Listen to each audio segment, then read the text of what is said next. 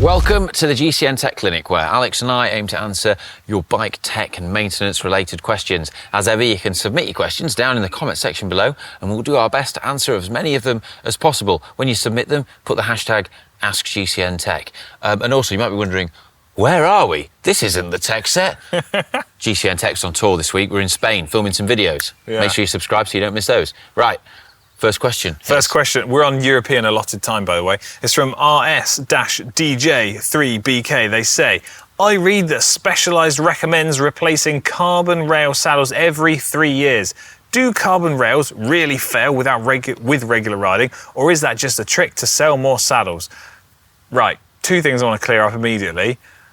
Carbon rails are not just going to immediately fail after 3 years, and I don't think it is just a trick. I think it is some sensible advice to take note of. But as always, it depends, doesn't it? It depends, yeah.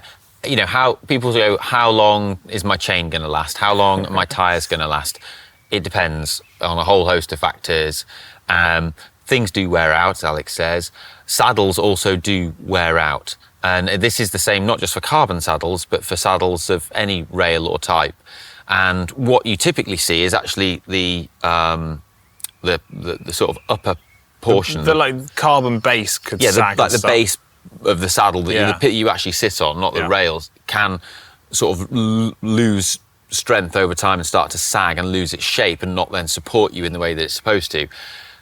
Don't really suffer from this, but I'm quite a light rider. But if you're heavier, that's going to be an issue for you. Yeah. Connor has told me about this a lot. So as a professional rider, Connor was often changing his saddles like, you know, every 6 months. Yeah. Because, well, one, he's a big lad, so he's putting more force through the saddle, but also he's also doing loads and loads and loads of miles. Yeah. So if you're not putting the miles, you're not putting the time on the saddle, you're not going to wear it out as quickly. You essentially can't look at it in terms of days or years. You need to look at it in terms of hours of use and then scale that across the time frame. Because if you only ride your bike 1 hour a week, your saddle's obviously going to last ages. Yeah, and if it's then, you know, start to be structurally compromised and it's got give in it and it's bowed in the middle, then yeah, maybe it's time to replace it. But cross that bridge when you get to it. One thing I will say is a carbon rail saddle, just like any other saddle, can fail, and there's generally no pre-warning of it. When I've been racing, I've gone through a phase of breaking carbon railed saddles, and I'm going to say it just was a thing. Unfortunately, sometimes these things happen.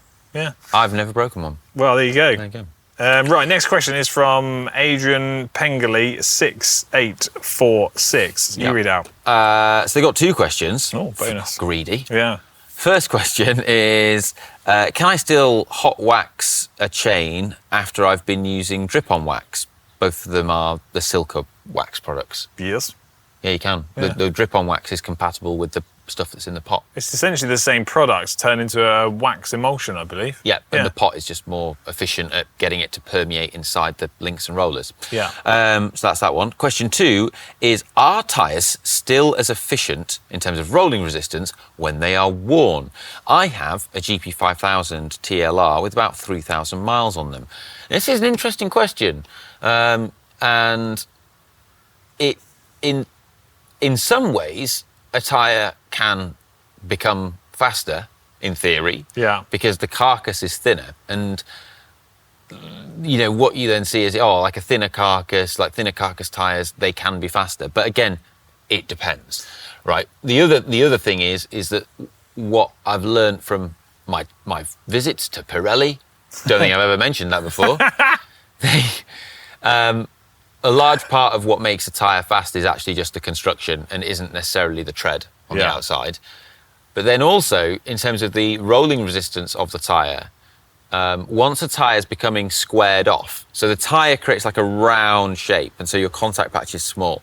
When tyres are becoming squared off, the size of that contact patch is changing, and that can be detrimental. Yeah. And also the tyre can become less aerodynamic, which is a tiny thing, like it's a marginal thing, but you asked the question, so the aerodynamic properties of a tyre can be less good, but that is a minor thing. What I'm going to say is, I think if you wanted to get the answer, it's going to need quite a lot of investigating, and as you've suggested, I think the differences are going to be super marginal. it's not really that. It's not worth worrying about. Don't lose any sleep over it. Yeah. Right, next question. Try Sparky. They say, as spring approaches, it's time to think about taking the bike off the indoor trainer. Currently, they have a 28mm tyre on the back and on the front and a turbo tyre on the back. My question is, with a 19mm internal rim width, should I stick with a 28mm tyre or go up to a 30 or 32? It's an Argon 18 Krypton X Road, currently with Aero bars in preparation for Ironman Luxembourg in July. Brackets, wrong channel, I know.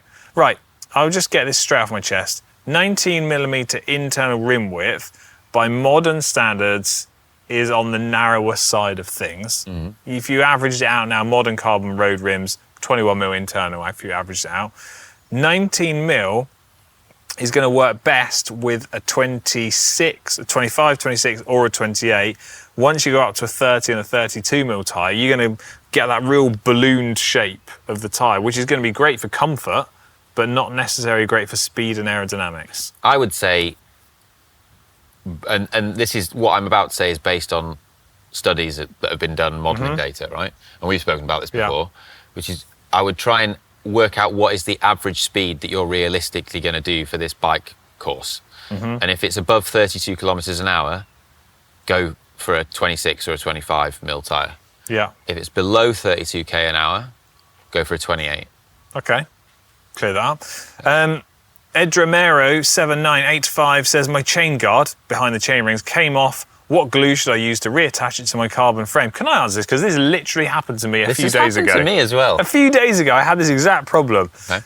I got a 2-part epoxy resin, essentially a fancy word of saying glue, mixed it up, put a little bit onto the metal backing plate, cleaned all the frame up. By the time I'd done that, the epoxy resin was pretty much ready to go on.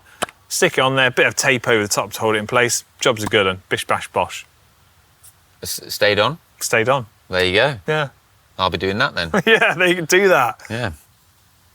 I wouldn't use super glue though to glue your chain catcher on. No, not good. Your chain guard thing on your bike, because super glue has like low shear strength. So if the chain catches it, it will just like shear it off. Probably. It probably won't work very well as well. We don't want that. But chemistry of super glue is good. So it's just like cyanoacrylate, and then it doesn't react with oxygen. It reacts with water. And water then acts as a nucleophile, which then triggers this polymerization reaction as like a sort of a chain reaction. It's good. It's Cool. nice. It's nice chemistry. Great. Thanks, mate. I appreciate that. You all right? Next question. Francois Kaufman says, assume tailwind. Assume your tailwind is higher than your ground speed. Yeah. What would be more efficient?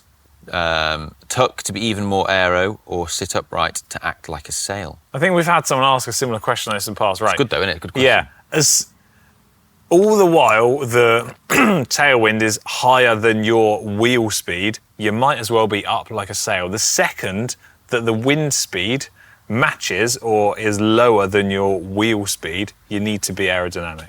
Is wheel speed the same as ground speed? Yes. Because your ground speed and the wheel speed is the speed that you're travelling along. Okay. Happy with that? Go with that. Yeah, all right. Right. Next question is from Reinhold Lechtner 2069. They say, hello, GCN studio. Do you recommend stainless steel gear cables over galvanised, and can they improve shift quality? Cheers. 100, 100. I think we'd Like say- emoji. What would you go for? Well, I would have stainless steel. I would. Yeah. Yeah. As far as I'm aware, stainless steel, greater resistance to corrosion, and I believe it's technically a little bit stronger. I think it's a bit subjective on the shift quality. I think it does feel a bit better. Well, if it's less prone to being corroded, then it means it should shift nicer for longer. Well, yeah, it's that. a good thing. Stainless steel. Stainless Worth steel. it. Right, last question, over to you. From Michael Blackmore, who says, it's pretty clear you're big fans of tubeless tyres, and I can clearly see the advantages, especially the reduction in punctures using sealant. Yeah. I'm sure that many viewers are in my position where the cost of tubeless wheels means they'd have to continue using inner tubes for now. I'm planning to do a 200-kilometre sportif this year, and I'm wondering if using sealant inside my tubes is worth it for the peace of mind that I'll get around without a puncture. Your opinions would be very much appreciated. No, don't bother. Yeah, I would say don't bother. I would say if you just what is going to reduce your chances of a puncture more are checking your tyres, not the night before the event, but before the event in good time, to check that you've got no nicks or damage to your tyres that could compromise. You know, just make sure you've got your tyres in good working order before the event. And yeah, I would just run good tubes and good tyres. Run a decent tyre with a decent amount of puncture protection at the right pressure. Jobs are good. I would completely agree with it. Don't overcomplicate. I would I've done like loads of big Gran Fondos and Sportives over the years around that distance, and I can count the number of punctures I've had in them on one hand. Like it's a rare. I would expect not to get a puncture. Odds on, you shouldn't get one. Sometimes it's just luck of the draw. Yeah, but odds on, not.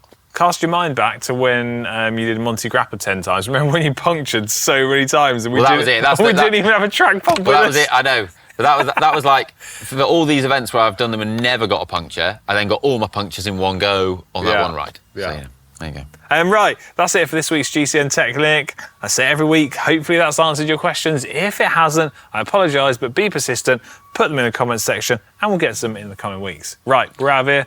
Love you, bye. Get some drinks. Pina coladas time by the swimming pool. Yes.